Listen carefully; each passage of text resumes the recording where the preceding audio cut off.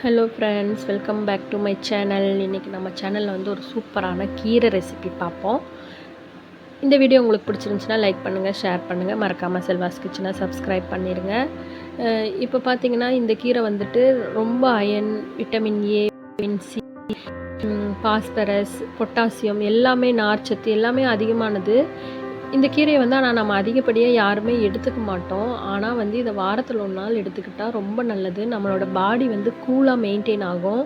அந்த heat body இருக்கவங்களாம் வந்து கம்பல்சரி வாரத்தில் 2 நாள் எடுத்துக்கிட்டால் பாடி வந்து கூலாக மெயின்டைன் ஆகும்.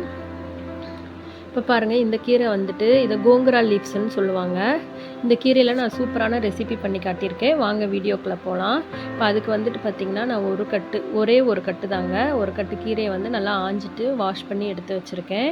இதுக்கு வந்து 2 பெரிய வெங்காயம், ஒரு தக்காளி, ஒரு 4 பச்சை மிளகா, 4 காஞ்ச மிளகா, ஒரு 10 பல் பூண்டு, 10-15 பல் கூட எடுத்துக்கலாம் பூண்டு, இதெல்லாம் எடுத்து வச்சுருக்கேங்க. பாருங்கள், இப்போ வந்து நம்ம கீரையை வந்து வேக வச்சுக்கலாங்க. இதை வந்து நல்லா வந்துட்டு வாஷ் பண்ணி எடுத்துருக்கனால வந்துட்டு இதை ஒரு வாணலியில் வந்துட்டு தண்ணி ஊற்றி கீரையை வந்து வேக வைக்கலாம். ஃபஸ்ட்டு வந்து ஒரு 10 நிமிஷம் வந்து நல்லா வேகணும். இது வெந்ததுக்கப்புறம் வந்துட்டு நம்ம இதுக்கு தாளிப்புலாம் கொடுத்துடலாம். பாருங்கள், இது நல்லா வெந்துட்டு இருக்குது. இது வந்து சிகப்பு புளிச்சக்கீரைங்க.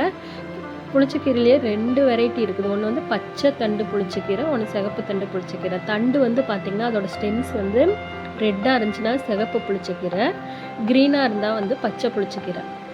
நான் வந்து கீரையை வேக வச்சு எடுத்து வச்சாச்சுங்க, ஆற வச்சுருக்கேன். இப்போ பார்த்திங்கன்னா ஒரு வாணலி வச்சுட்டு அதில் நல்லெண்ணெய் விட்டுட்டு, நல்லெண்ணெயில் வந்துட்டு நான் 1 டேபிள் ஸ்பூன் துவரம்பருப்பு, உளுத்தம்பருப்பு, இது 2ஐயும் வந்து நல்லா ரோஸ்ட் பண்ணிக்கிறேங்க. எண்ணெய் விட்டு, எண்ணெய் கொஞ்சம் தாராளமாக விட்டுக்கோங்க. நல்லெண்ணெய் தான், அது தப்பே இல்லை. கொஞ்சம் எண்ணெய் மட்டும் சேர்த்து விட்டுக்கோங்க.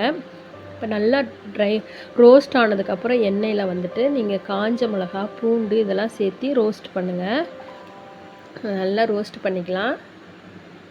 இப்போ பார்த்தீங்கன்னா கூட பச்சை மிளகாய் சேர்த்துக்கலாம். பச்சை மிளகாயும் சேர்த்துட்டு வந்து நல்லா வதக்கிக்கலாங்க. நீங்கள் வந்து மிளகா மட்டும் உங்கள் காரத்துக்கு தகுந்த மாதிரி போட்டுக்கோங்க. ஏன்னா குழந்தைங்களாம் வந்து காரம் ரொம்ப சாப்பிட மாட்டாங்க. இப்போ நான் செஞ்ச ரெசிப்பியில் பார்த்திங்கன்னா கொஞ்சம் காரம் அதிகமாகவே இருந்துச்சு. கூட வந்து 2 பெரிய வெங்காயத்தில் வந்து பாதி நறுக்கு வந்து வெங்காயத்தை சேர்த்துக்கலாம், மீதி நறுக்குன வெங்காயத்தை வச்சுக்கலாங்க. அப்போ தாளிப்பு கொடுக்கும்போது போட்டுக்கலாம். இதை நல்லா வதக்கிக்கலாங்க.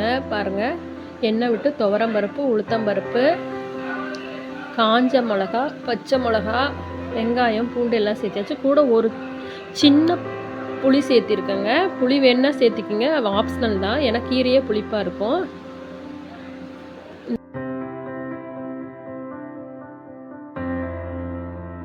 இப்போ வந்து தக்காளி எல்லாமே சேர்த்து வதக்கி நான் ஆற வச்சுருக்கேங்க. இதை வந்து நல்லா மிக்சியில் ஒரு கோர்ஸ் பேஸ்ட்டாக அரைச்சி வச்சுக்கலாம். அதுக்கப்புறம் வாணலி வச்சுட்டு மறுபடியும் நல்லெண்ணெய் விட்டுட்டு அதில் வந்து காஞ்ச மிளகா, நறுக்கி வச்சுருக்க மீதி வெங்காயம் எல்லாமே சேர்த்துக்கலாம். சேர்த்துட்டு பாருங்கள், நல்லா எண்ணெயில் வதக்கிக்கலாம். வதங்கினதுக்கப்புறம் வந்து கீரையை வந்து அப்படியே வந்து கரண்டியால் மசிச்சு விட்டுட்டு வெந்த கீரையை நம்ம அதில் ஆட் பண்ணிக்கலாங்க. அது ஒன்றுமே மிக்சிலெலாம் அரைக்க தேவையில்லை. நல்லா வெந்ததை வந்து மசிச்சாவே போதும். நல்லா வதக்கிட்டு இப்போ கூட வந்து கொஞ்சம் சால்ட்டு சேர்த்துக்கலாம். சால்ட்டு சேர்த்துட்டு நம்ம அரைச்சி வச்சுருக்கிற பேஸ்ட் இருக்குது பார்த்திங்களா, இந்த பேஸ்ட்டையும் கூட சேர்த்துக்கலாங்க. சேர்த்துட்டு நல்லா வதக்கிக்கலாம். நல்லா வந்து அதை வந்து 2ஐயும் வந்து அந்த பேஸ்ட்டு, அந்த உப்பு, அந்த அரைச்சி வச்சுருக்க கீரை பேஸ்ட்டு எல்லாத்தையும் வந்துட்டு நல்லா வதக்கிட்டு நம்ம ஒரு 10 மினிட்ஸ் வந்து நல்லா குக் பண்ணுவாங்க. அந்த எண்ணெயில் வந்து நல்லா எண்ணெய் பிரிஞ்சு நல்லா சுண்டி வரும் பார்த்துங்க, அதுதான் வந்து சூப்பராக இருக்கும். இதை வந்து ஒரு வாரத்தை கூட வச்சுக்கலாம், நம்ம கெட்டு போகாது வெளியில் வச்சுருந்தாவே. அப்படி இல்லைன்னா நீங்கள் ஃப்ரிட்ஜில் வச்சு வாரத்தில் 2 நாள் கம்பல்சரி சாப்பிடுங்க. சூப்பருங்க, உடம்புக்கு ரொம்ப நல்லது. நாங்கள் பாருங்கள் இந்த மாதிரி ஆயிடுச்சு. இதுக்கப்புறம் வந்துட்டு நான் அடுப்பை ஆஃப் பண்ணிவிட்டு நல்லா வந்து மூடி போட்டு மூடி வைக்க போகிறேங்க. இப்போ இது நல்லெண்ணெய் தாங்க, முழுக்க நல்லெண்ணெயில் தான் செஞ்சுருக்கேன். உங்களுக்கு எந்த எண்ணெய் தேவையோ அந்த மாதிரி எண்ணெய் யூஸ் பண்ணிக்கோங்க. நீங்கள் ரெகுலராக எண்ணெய் யூஸ் பண்ணுவீங்களோ அதே எண்ணெய் கூட யூஸ் பண்ணிக்கலாம்.